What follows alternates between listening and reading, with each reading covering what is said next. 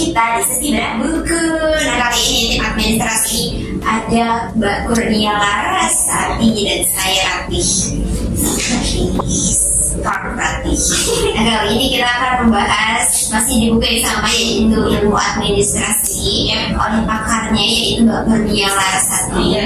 Kali ini kita akan sedikit belajar sejarah bersama Coach Kurnia Larasati. Ya, baik. Jadi di buku bisnis dalam perspektif ilmu administrasi by Muhammad Khalid Mawardi PhD, di bab 3 ini dijelaskan oleh beliau perkembangan pemikiran administrasi. Jadi setiap suatu ilmu kan pasti ada fase-fasenya ya, Bu.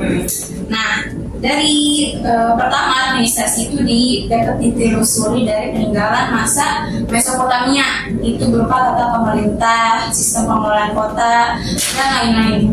Berawal dari peradaban Mesopotamia itu udah ada administrasi. Jadi administrasi kan tentang kayak data-data doang. Nah, di Mesopotamia tata pemerintah, sistem pengelolaan kota, sistem perdagangan, dan alat tukar itu udah termasuk dalam administrasi. Berupa peninggalan di Babilonia menjadi bukti sejarah bahwa masyarakat pada saat itu sudah mengenal dan mampu administrasi. Pada aktivitas teknis juga bisa dilihat di mana penguasaan kerajaan Mesir itu sudah termasuk adanya administrasi di zaman itu. Nah, terus di daratan Cina juga praktik administrasi sudah terjadi sejak sebelum Masehi. Ditemukannya dokumen pemerintahan, hukum, dan konstitusi. Jadi kode etik bagi pegawai kerajaan juga itu sudah termasuk dalam administrasi. Nah, era selanjutnya ada di perkembangan ilmu administrasi by Machiavelli, yang dimana by Machiavelli ini ada 3 fase. Fase pertama fase klasik, yang kedua fase reaksi humanis, dan ketiga fase neoklasik dan neohumanisme. Yang pertama fase klasik itu dipelopori oleh 2 tokoh administrasi, Frederick W. Taylor dan Henry Fayol, yang dimana mereka mempunyai pandangan yang berbeda tapi dalam cakupan yang sama. Yang pertama, si Frederick W. Taylor itu mengidentifikasi setiap aspek pekerjaan dan kemudian mengukurnya. Jadi tujuan dia mengukur setiap aspek pekerjaan adalah untuk memberikan pedoman standar berbisnis. Itu yang dijuluki, kemudian dia dengan pemikiran itu dijuluki dengan Bapak Manajemen Ilmunya. Tuh, selanjutnya ada Henry Fayol, itu partnernya dia. Dia beranggapan bahwa membagi sebuah 4 prinsip organisasi dalam manajemen. Nah, 14 prinsip organisasi dalam manajemen itu berkewajiban untuk menentukan keseimbangan manajer dari kewajiban untuk menentukan keseimbangan yang sesuai. Jadi dari manajerlah keputusan diputuskan itu menentukan kualitasnya. Itu untuk fase Kelas panjang ya. Berarti ini sebenarnya kalau ujian lagi kayaknya harus ada siapakah Bapak administrasi. Gitu. Jadi supaya belajar juga sejarah, ternyata udah dari zaman dulu banget yang namanya tukar-menukar kayak barter ya. Zaman dulu kan barter kayak batu tukar sama daun gitu. Dan itu ternyata memang sudah disebut dengan istilah administrasi oleh orang-orang terdahulu kita gitu. Nah, ini aja dari fase klasik udah seru banget ya. Ternyata memang sedalam itu kalau kita ngomong ngulik sejarah gitu. Nah, kalau dari fase-fase lainnya, 2 fase lainnya ya Mbak, berarti lanjut fase reaksi humanis. Fase reaksi humanis adalah disusun oleh Mary Parker Follett, yang dimana dia melalui studinya, kan setiap pakar pasti punya studi ya. Melalui studinya dia ingin mengetahui hubungan antara tingkat penggunaan penerangan cahaya dalam ruangan kerja dan tingkat produktivitas kerja. Jadi dia mengelompokkan bahwa administrasi itu juga mengulik tentang hubungan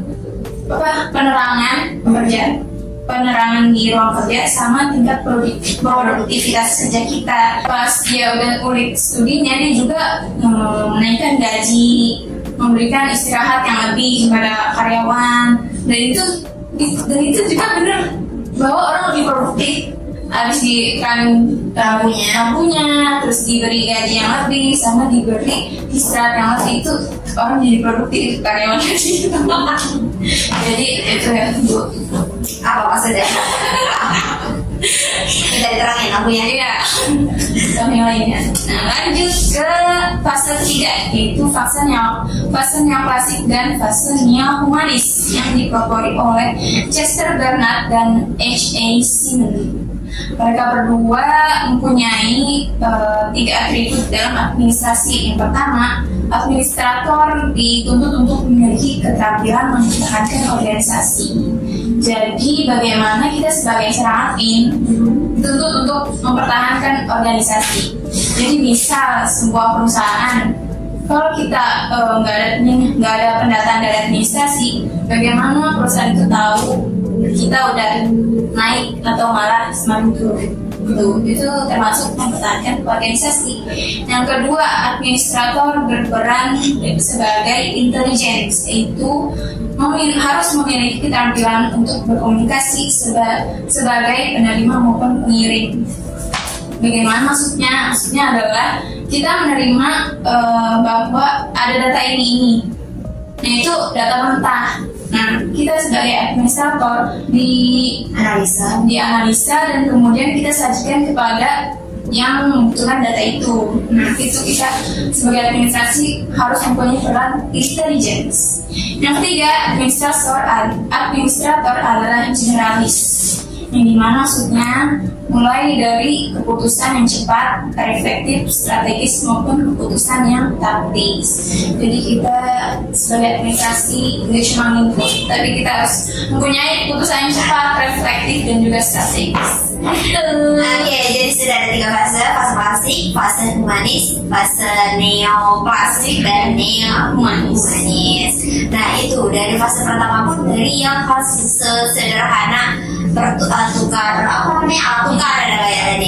tukar kemudian dikembangkan lagi oleh akademi selanjutnya, yaitu dengan memikirkan bagaimana sih manusia ini bisa produktif gitu, dan itu ternyata masuk ke ilmu administrasi ya.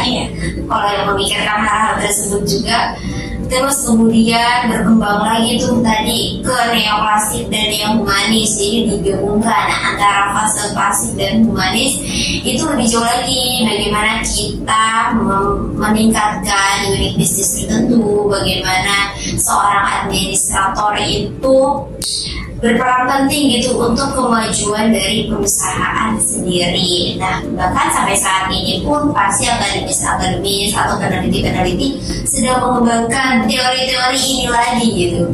Jadi memang ilmu itu tidak pernah berhenti gitu kan, karena mereka akan terus mengembangkan ilmu yang mana itu mungkin akan memudahkan pekerjaan kita gitu.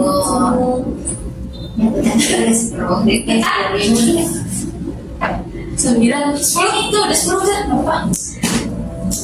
Oke, teman-teman, tadi ada sejarah sedikit ya dari kakaknya. Semoga teman-teman semanggi yang belum tahu nih jadi tahu, oh ternyata memang administrasi sepanjang ini ya perjalanannya, dari zaman pakai alat tukar sampai memikirkan bagaimana ya supaya perusahaan ini berkembang secara pesat gitu. Oke, teman-teman, sampai jumpa di pertemuan selanjutnya ya. Semoga pada sesi terbuka kali ini bisa bermanfaat untuk teman-teman semua dan kita bisa mengimplementasikannya di kehidupan sehari-hari. Sampai jumpa. Dadah.